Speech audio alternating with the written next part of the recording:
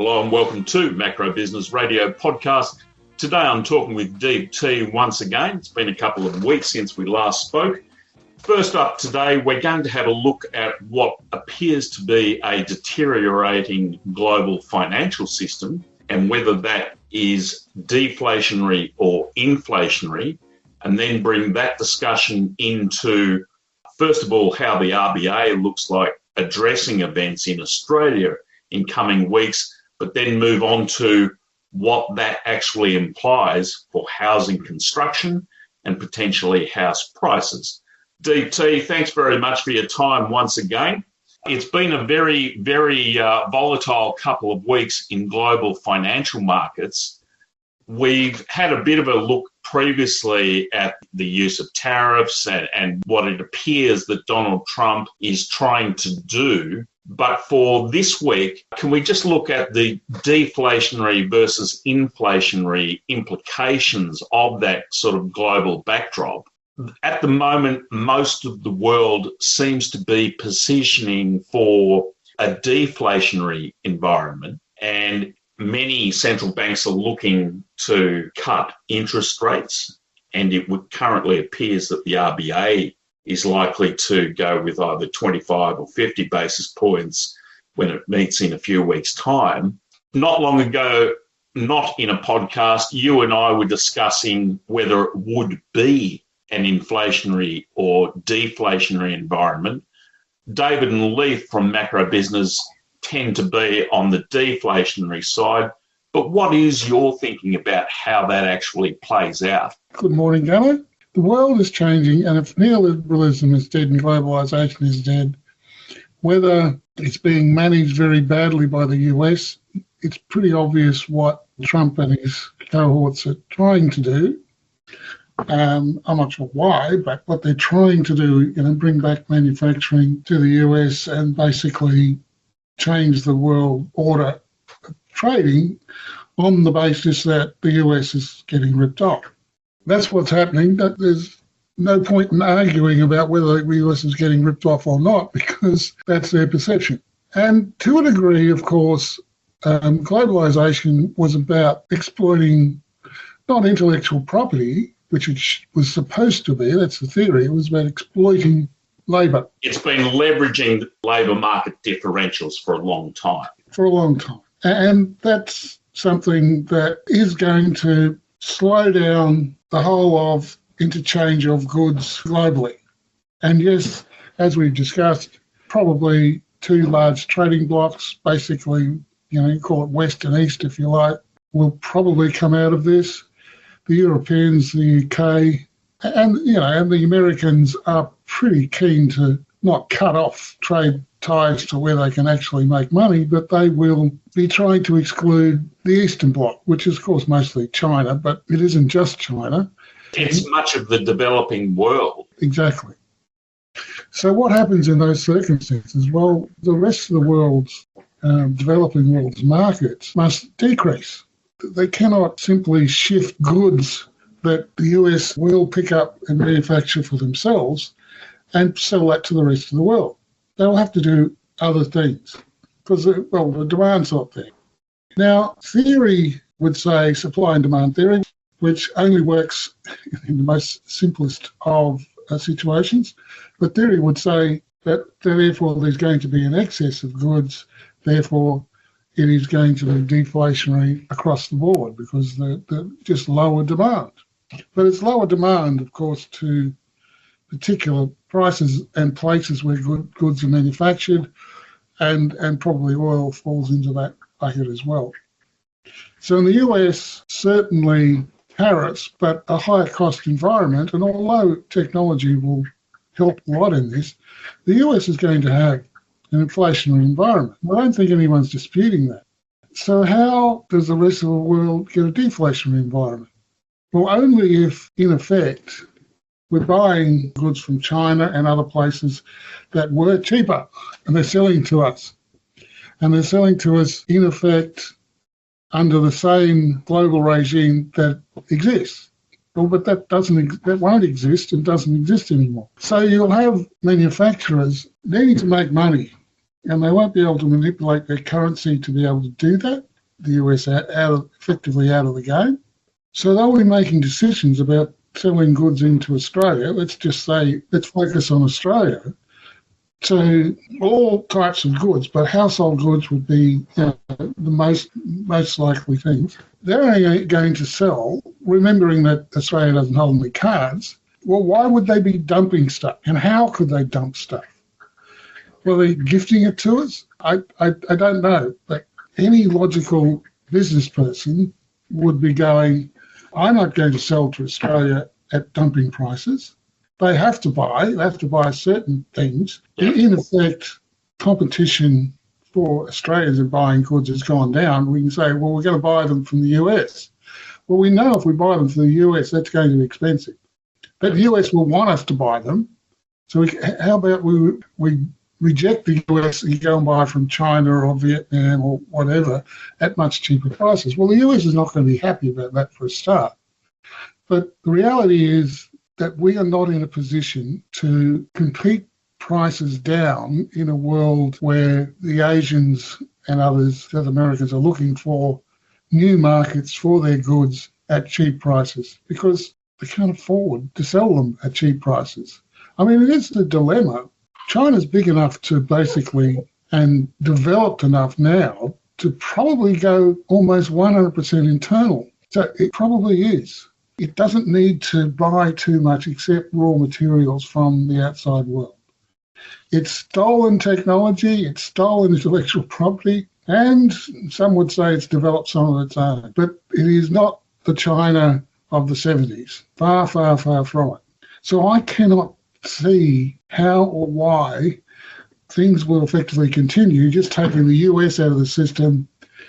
There's extra goods, we'll dump them in Australia or wherever else at a cheaper price to cause deflation. Doesn't weigh up to me. One of the dynamics which I have had suggested is that what part of the world is missing is that this is not just a supply equation around the world, it's a demand equation. Yeah. We know that the Chinese have long been suppressing internal demand to service external demand, and as you say, if they were to really stoke the fires of internal demand, presumably they could really keep their supply end quite comfortably in operation simply by supplying internal demand. And you would assume that applies elsewhere in the world as well.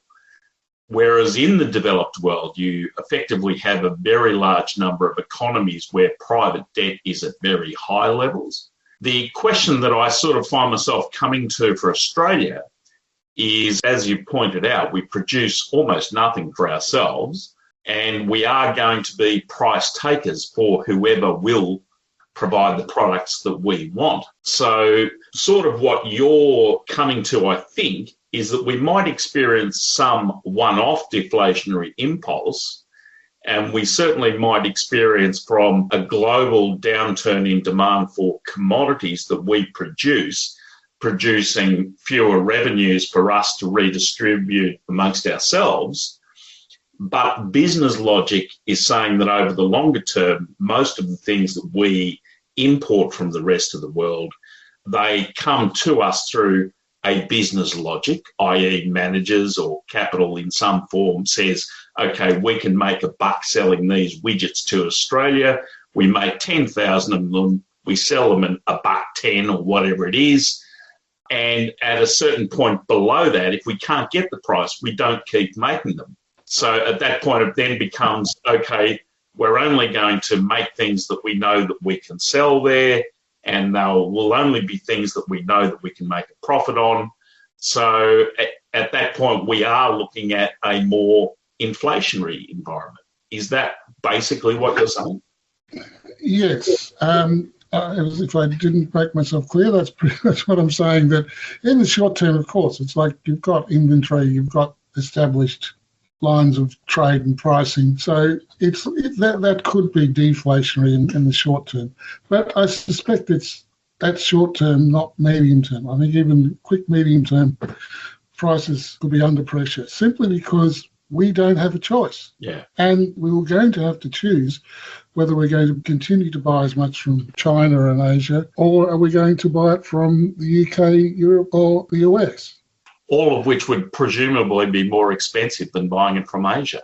Well, yes. Well, relative to our position and the cost of our dollar, that would be exactly right. It would be more expensive. Standard of living would go down, and we've got imported inflation. The RBA doesn't seem to understand that or look through inflation.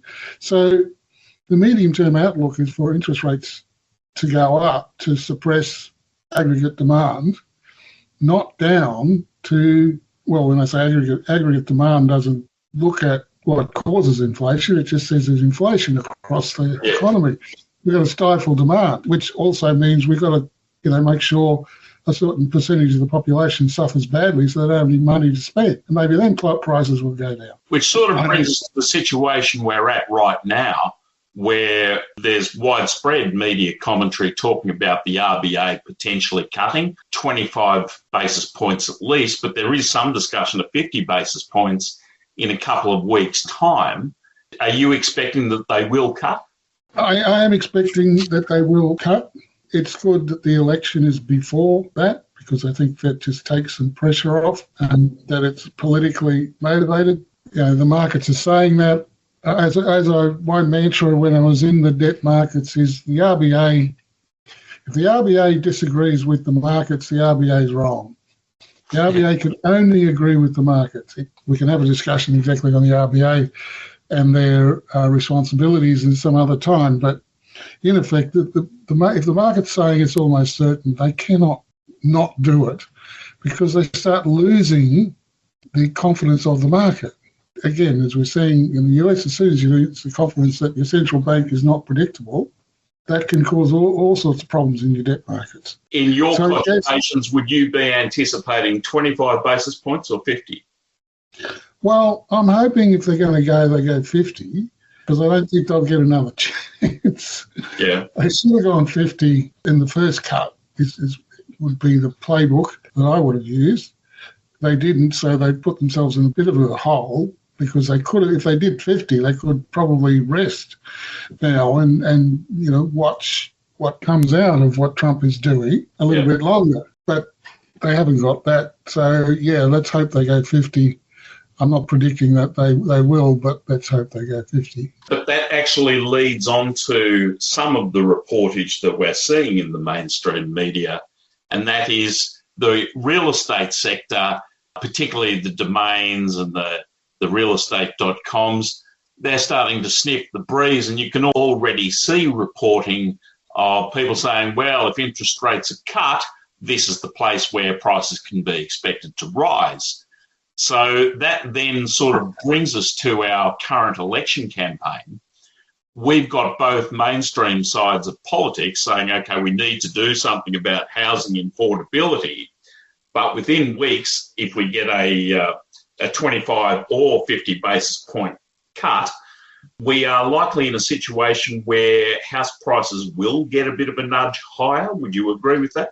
Yes, I would certainly agree. If they go 50 basis points, it might be a nudge, but there are other things that affect house prices, as we know as well. Now, last week, we basically had the release of the opposing housing policies, both sort of incentivised. I've got to say, I've never read more drivel, rubbish, uninformed and undetailed commentary my whole life. And I'm talking about economists. Can we just for a second just go into a little bit of detail? So we have the Labor Party saying they're going to act as mortgage insurer. Well, in fact, they say they're going to guarantee. I don't know how they guarantee work, but we'll come back to it in a moment. But they're going to effectively provide mortgage insurance so the borrower doesn't have to pay for mortgage insurance. Now, is that housing inflationary? Will that lead to prices? It can bring forward demand, as in people with lower deposit or saving could borrow earlier, but it wouldn't bring others into the market.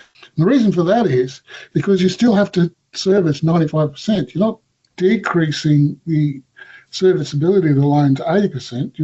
It's still 95%.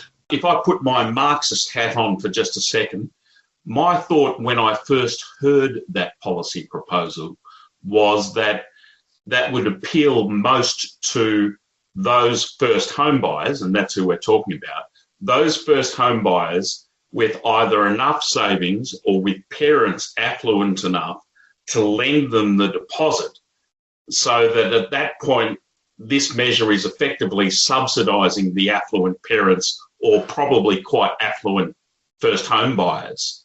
So I wondered about whether it solves a housing affordability problem at that level. Do you think that's an issue? I certainly do think it's an issue, and the bank of mum and dad has not been analysed properly. It's what you call rehypothecation of housing. That's exactly what it is. It's rehypothecation. Yeah. So anything that enables the bank of mum and dad to be used more conveniently will push up demand slightly. But as I was saying, and there's a couple of issues here. The bank still has to service at 95%. If mum and dad were going to give the whole 20% deposit, well, we haven't changed anything. It's only those that put 5% in and got. So they have to higher serviceability. And that's a very important thing to the banks. Secondly, what is it going to be? It hasn't been thought through. Albanese says, well, we'll just let the banks approve the loan. That's what we're going to do. That's what he said.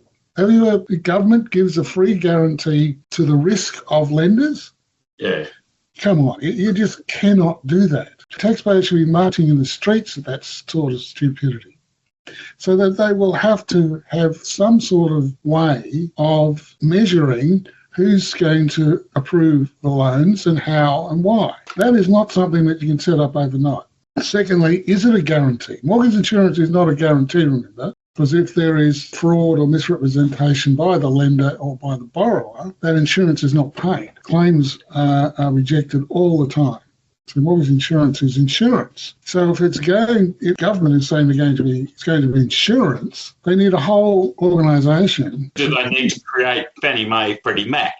Yes, this is what I would call policy on the run, not thought through, and it's just really, it's not going to happen the way it was announced, because it can't. And if it does, get your pitchforks out. Bloody taxpayers are not taking the risk in the housing market, for 100,000 people. Can I just hold you right there for a second? Okay, if we assume, that's the government and they're one side of the political spectrum fighting out this election, that's their questionable policy position. That government is also proposing spending, we're talking billions of dollars building housing, which to some extent I agree with, but at another level I think, well, how many houses are they actually going to build for the sums they're talking about? But on the other side of politics, we've had the opposition leader talking about first home buyers accessing their superannuation to get a deposit together. And we've also had him talking about writing off mortgage payments off their taxes. What is your thinking about that latter two set of policies? Okay, well, using the super to buy a house probably goes back and proves my argument that super shouldn't be compulsory anyway. So everyone should be able to use what they earn to decide what it's spent on.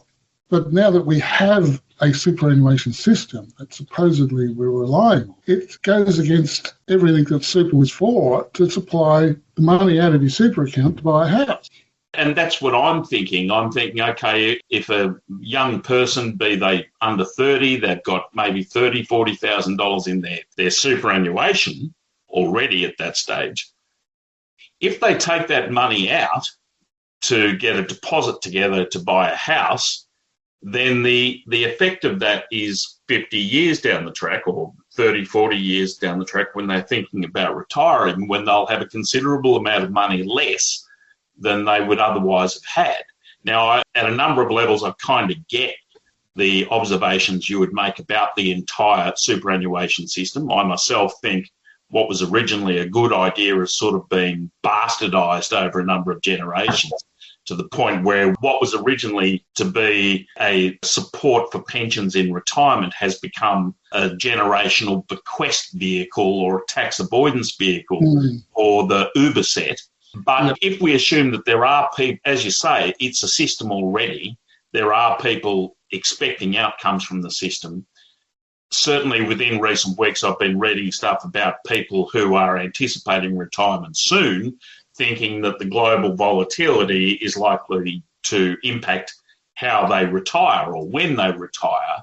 But if we think about people, first home buyers, using some of their super saved in their, say, 20s, I would guess, for a housing deposit, then that would have implications for how sustainable that system was to provide a retirement income for those same people down the track. At the same point, Mr. Dutton did also refer to enabling people to write off mortgage payments on their taxable income. How do you sit with that as an idea? Thank you for that good summary. Well, it's another policy that hasn't been thought through very well. Okay, and so this was a tax deductibility for 5 years, I think. Now, a few issues with it. One, well, on the face of it, that is definitely inflationary for house prices. Just on the face of it, I'll come back to in a second, but that's because there'll be more cash available to pay for your mortgage, so therefore those buyers will be able to borrow more and pay more. So overall, that's inflationary. However, let's not forget that we already have negative gearing. So we already have investors who are able to deduct interest, and they're already in the market and they're already bidding up prices. So is the Liberal policy on the way to just equalising between first-time owners and investors when they bid for a property? And it's not going to be inflationary because, well, it is, but the argument would be it's not going to be inflationary because you're just putting the first-home buyer on the same footing. Why I disagree and say it's inflationary is simply because when you're at an auction, it's the person that has a limit on the borrowing, which would normally set the price. So a first homeowner would bid to a certain level. Yeah, and then pull out. Because, well, they pull out, or the investor, then has to put $1 more or $1,000 more, practically speaking, who gets it. So the borrower, the first home buyer, sets the price, but the investor wins the auction. Yeah. Because he can go that little bit further because he has tax deductibility. When we give more power to the borrowers, clearly they will push up the pricing and the bidding, again, to the point where it's the investor or the borrower drops out. I don't know. But it's certainly inflationary for house prices. No doubt about it. If you don't change any other things. Can I just ask at that point, there's been also commentary in the mainstream media about whether both sides of federal politics want house prices to actually fall or not, or whether they want them to increase at a very, very, very slow rate. Now, if you're concerned about housing affordability now, and I would say that many Australians are, and particularly those who are renting, but also those who are trying to save to buy something to go into the housing market with, I find myself thinking, is there really a way that we can improve housing affordability without meaningfully having house prices drop?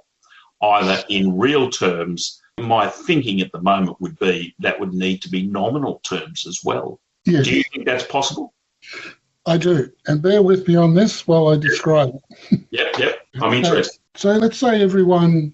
It's easy to win a political argument if you say we're going to treat everyone equally. Yep. We have the voice referendum, which we had a little while ago, and whatever you believe, the biggest argument there was that we need to treat everyone equally.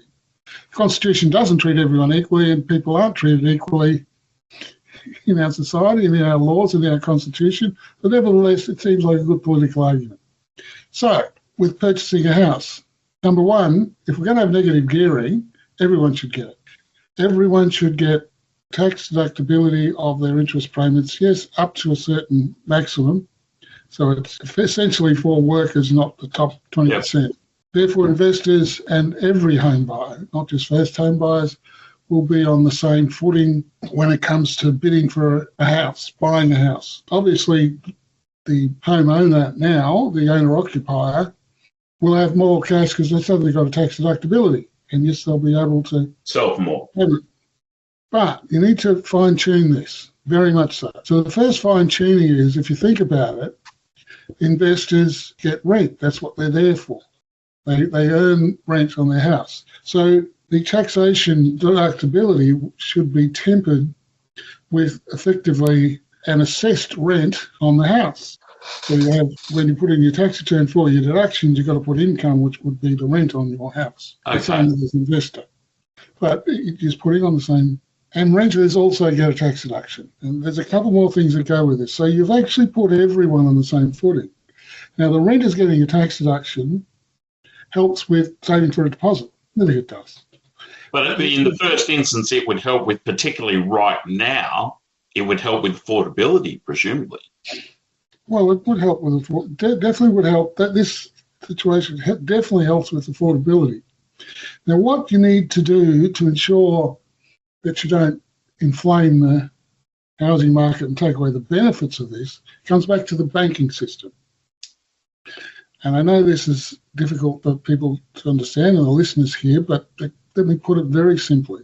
Bank capital, so the equity the bank has, so its market, not its market value, the equity on its balance sheet, so what effectively is the reserves that it has to offset against losses, rules what the banks will lend to, which is why we've got such a high level of home lending in this country, because the rules effectively changed over the last 20 years, and Basel 2 and 3 are disasters, but it has less capital required for home lending on the basis that it's low risk. Well, as I've said before on this podcast, the art of turning a low-risk lending into a high-risk lending, just look at banking.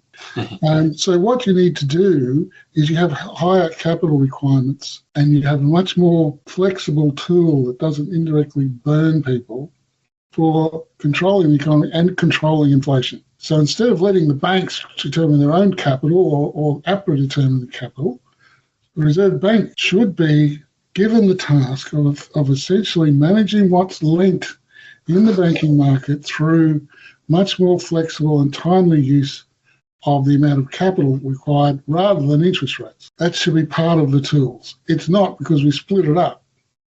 We split APRA out. APRA determines the capital. APRA have made a mess of it.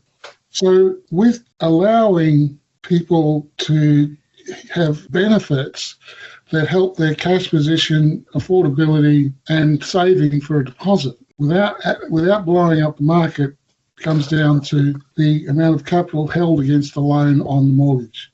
Because if a bank has to raise more capital the more it lends, rather than now where effectively it has to raise very little capital, can grow unlimited, then that will squeeze credit. Not squeeze it out, but it squeezes credit somewhat and controls effectively the market. Yes, it does mean that less people will get loans quicker, but that sort of depends as well. I mean, they just have to be better credits. Because, well, from memory, you actually come from a background in mortgage analytics. And we've actually had a Royal Commission point out that some of the data informing loan decisions has been very, very questionable. So, yeah, I kind of get where you're coming from. The actual loan application process would need to be far more considered and far more detailed and data-backed. Is that what you'd be thinking?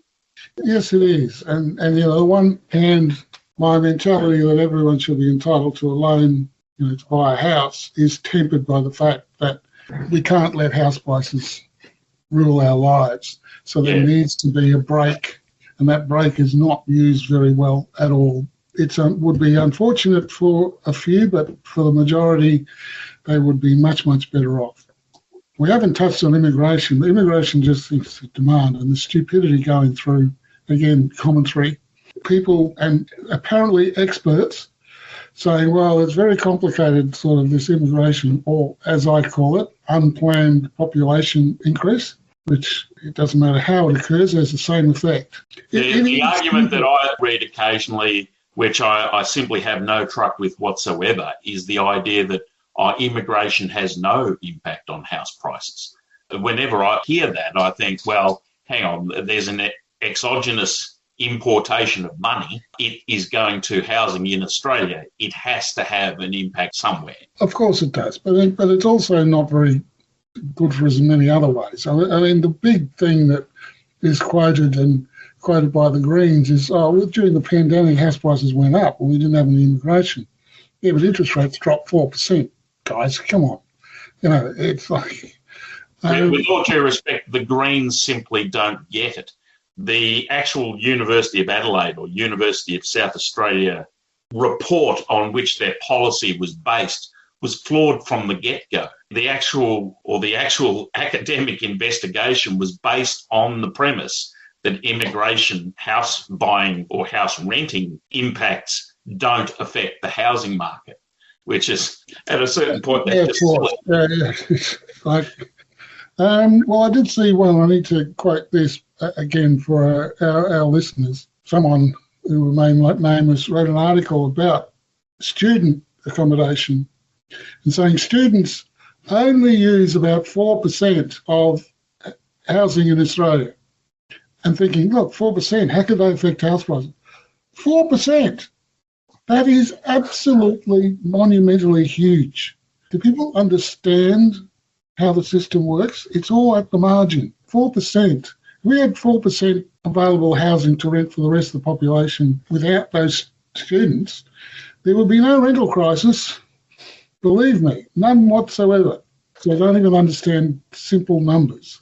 So how do these people get quoted, in mainstream media articles? I don't know. I've given up wondering about the mainstream media. I read a report within the last week. My own wife pointed out to me there was an article about Russian people bringing money into Australia to buy houses and how they'd been caught and tracked out through the AUSTRAC system. Okay, and I thought, I have connections within the Russian community and the Ukrainian community for those into that situation. But the first thing I thought was, okay, they've got the Russians. Is anyone going to do anything about the Chinese, the Indians, or the whoever else there is bringing money into Australia? Yes, I know, and the vacant houses. I did live for a few years recently, but moved for various reasons on the Gold Coast, and I'm one of the upmarket suburbs on the Gold Coast. And next door was a house owned by foreign Chinese. No, it was vacant the whole time. We walked the streets of the suburb because we had the dogs at the time, and I reckon 10% of the suburb was vacant, and it's all foreign owned. It's quite remarkable what a stupid policy. I don't even know how these people, the politicians, sort of come to some of these decisions with Rudd sort of allowing foreigners to buy property. I mean, why? Why would you do that? It just makes no sense whatsoever.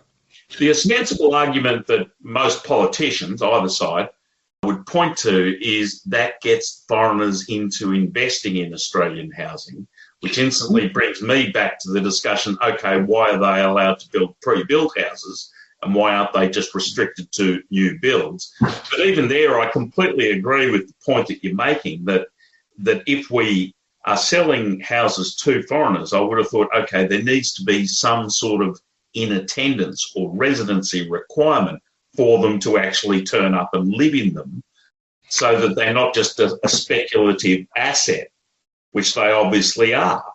There are stories about Chinese residents, and this isn't about the Chinese community, it could easily be any other community, but I recall being told by a mate who works in the investment banking scene in Hong Kong, and he said that we were talking about one particular individual, and he said, yeah, this guy's believed to own about 20 or 30 apartments in Sydney.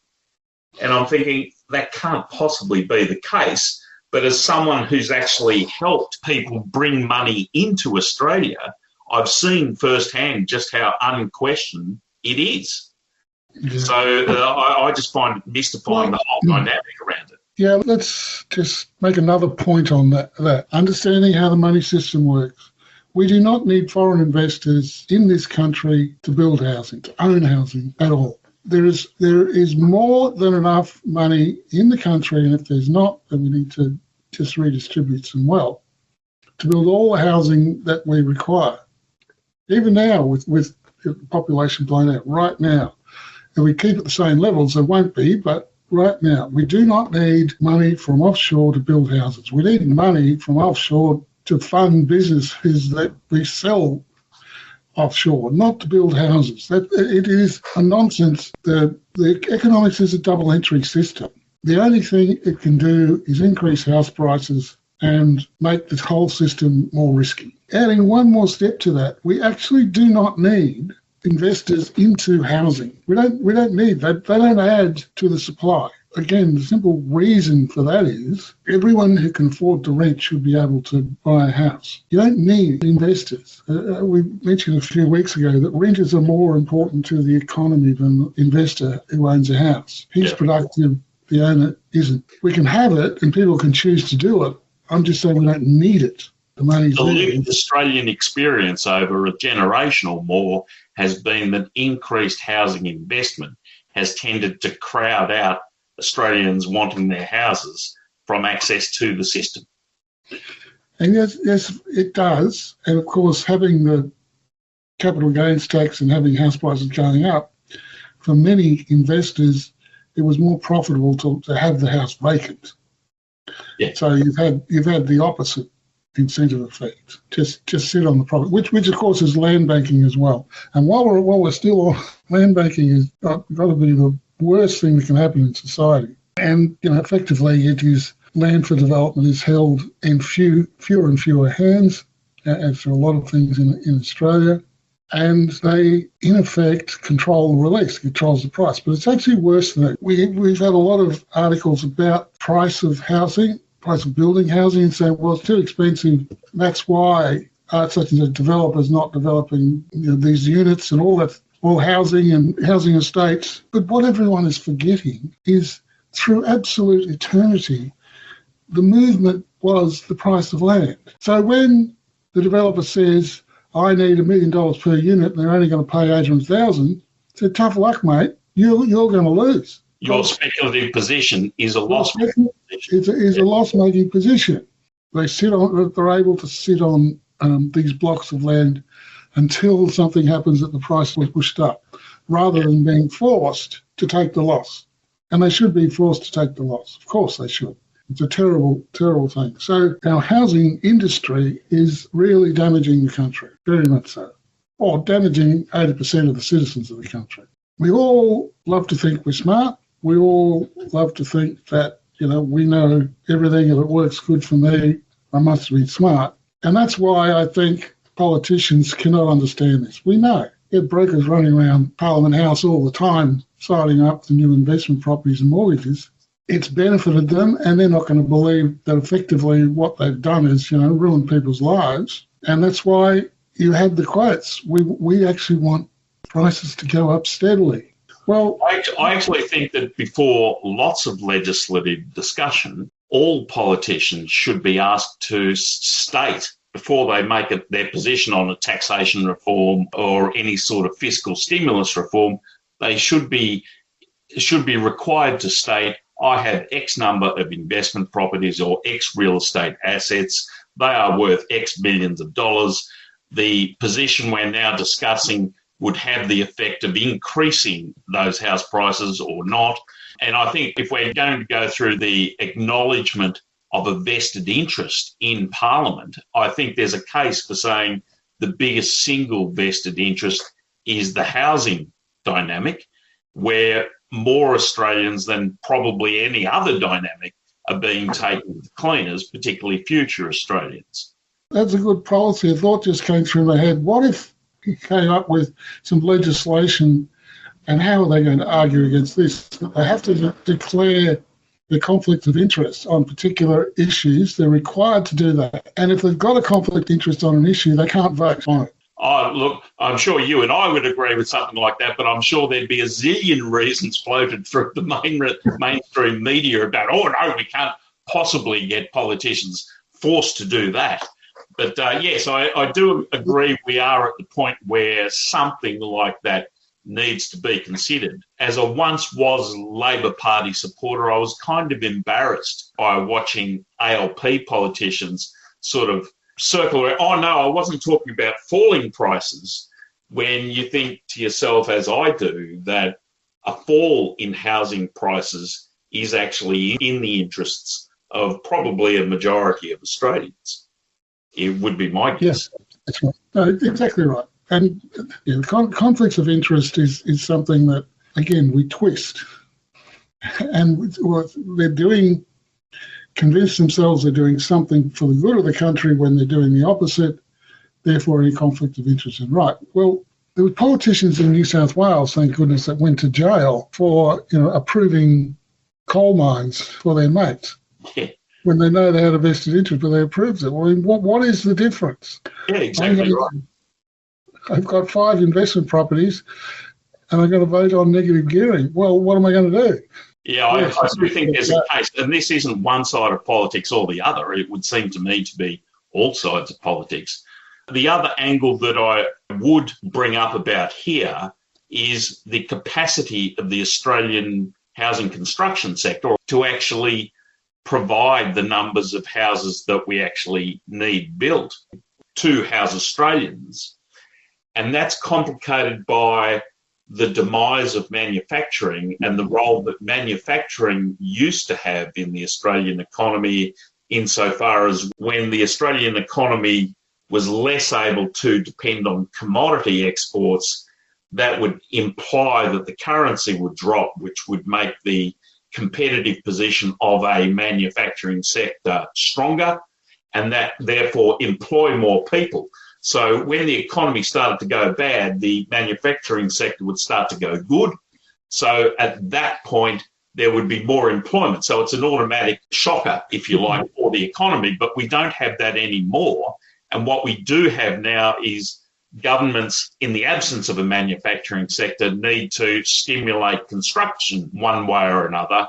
So at the moment, we've got infrastructure spending running at very high levels across Australia, but also we've got this latent demand for ever-increasing number of houses, which implies we need ever-increasing numbers of construction people.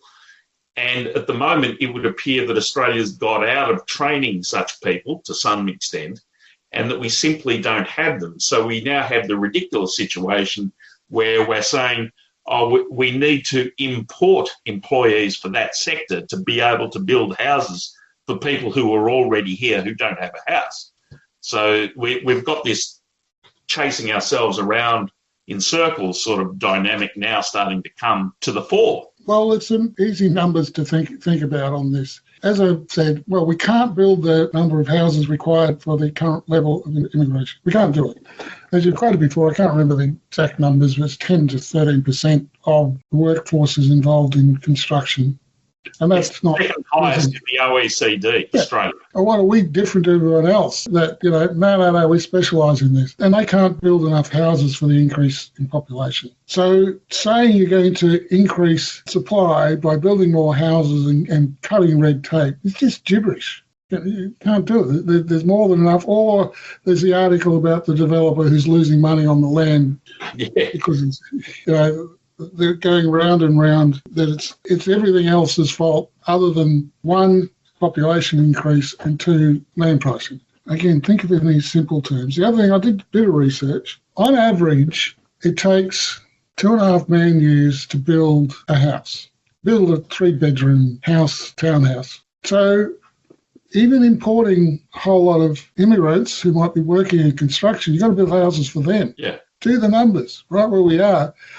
You can't increase the workforce, percentage of the workforce in housing because you're chasing your tail. Yeah, exactly. The problem gets actually bigger. If we're talking 2.5 man years, we're talking 5 people would build a house in 6 months then, yeah? Yeah, that's right. Okay, so if we're thinking 5 people build a house in 6 months, whereas basically at the point of, okay, if we need to bring in 5 people, then that's 5 houses. They're starting behind the starting mark before they get in. The simple numbers just you can't catch up. Yeah.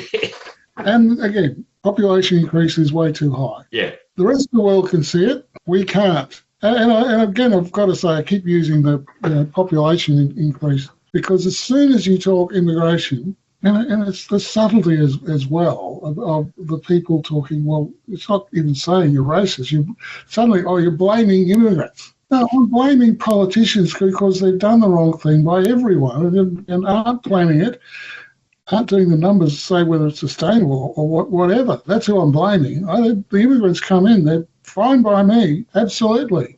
Could I just make the point for anyone listening to the podcast that I am actually quite closely connected with a couple of migrant communities, and probably most of the people I would socialise with are in fact migrants, and they will all make exactly the points that you and I are discussing here right now. You can ask plenty of migrants. My son was playing soccer and almost everyone at the club was a not long migrant, and you could talk with almost any of those people and they were all asking questions about why is everything so expensive in Australia? Why are houses so expensive here? You don't need to actually be in Australia long. Even Chinese and Indian migrants who people, they say, we're taking so many from there. But even those guys, once they get here, they're asking questions. Hang on, this is a little bit crazy. Why are there so many aged care and nursing and disability assistant jobs, but there aren't more important jobs or more meaningful, economically sustainable jobs? They're all ultimately supported by government measures in some way.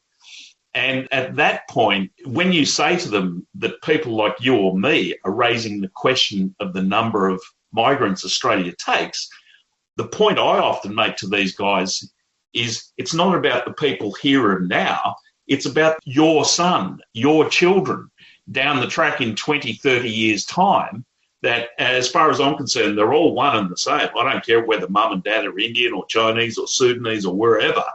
But in 20 years' time, when those kids who are coming through Australian suburbs want to have a house and they want to have an economy which will sustain them having a house, and we now are setting those guys up, regardless of their skin colour, their religion, their anything, we're setting them up to be in a world where basically they're going to be pinioned under massive debts if they can get access to it, or underneath very high rents.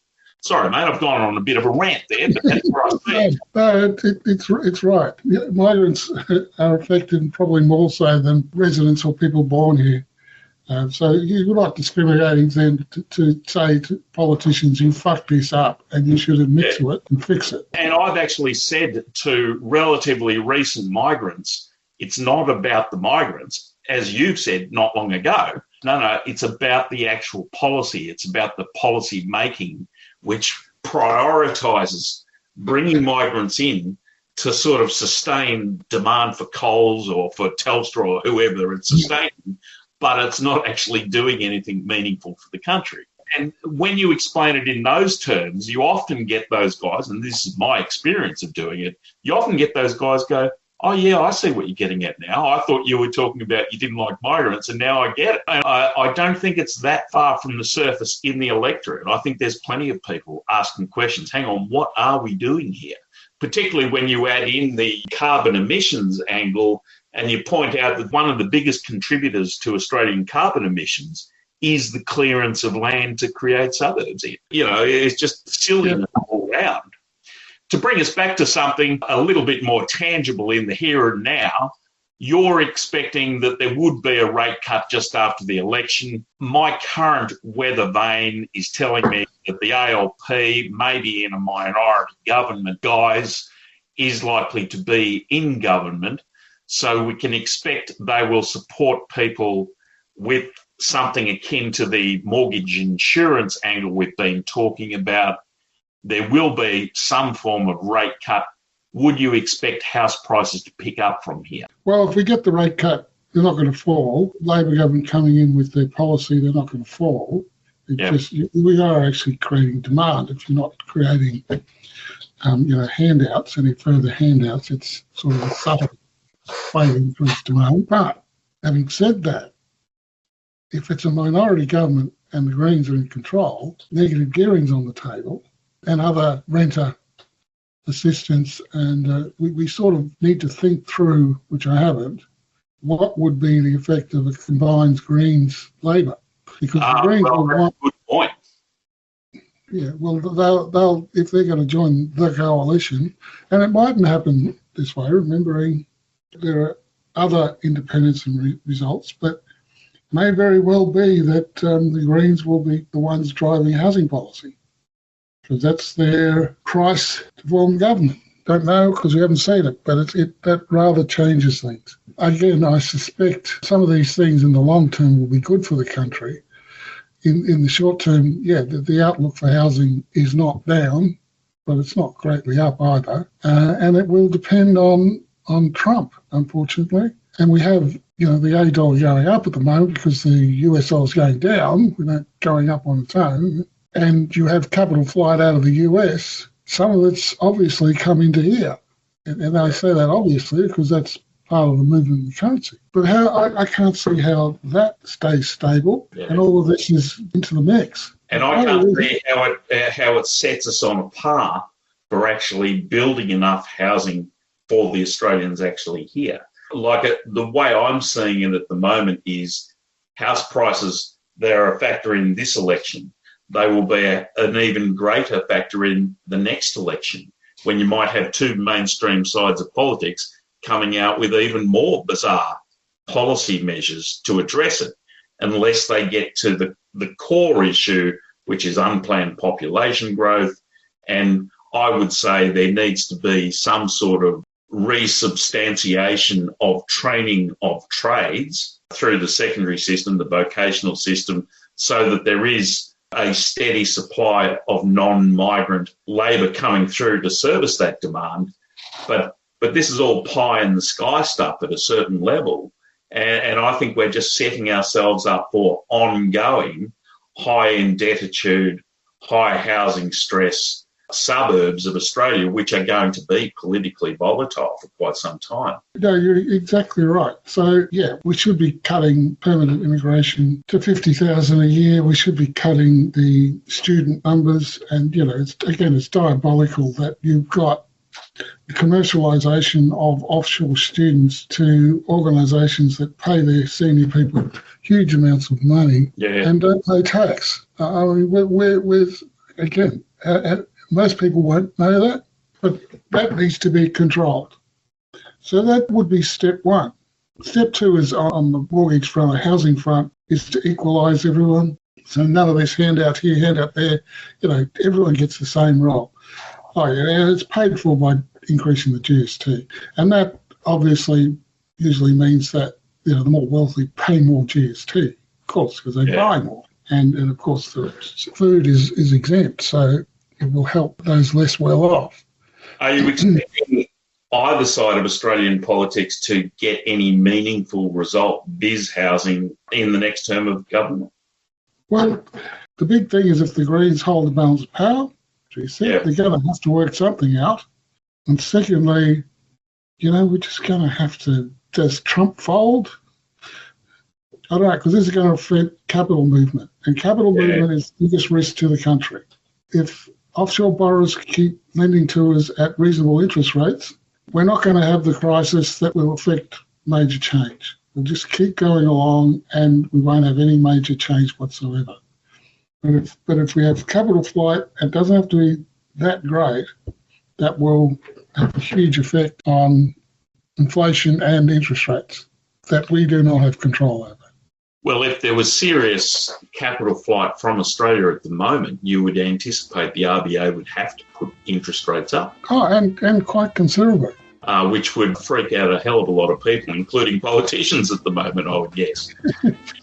Deep T, that's been a fairly gloomy discussion, which gives us the status quo and certainly explores where we are, but doesn't lay too much hope to the future for Australia to make in terms of making sure we have enough roofs over enough heads. Deep T, I'd very much like to thank you for your time once again, and I look forward to catching up with you next time.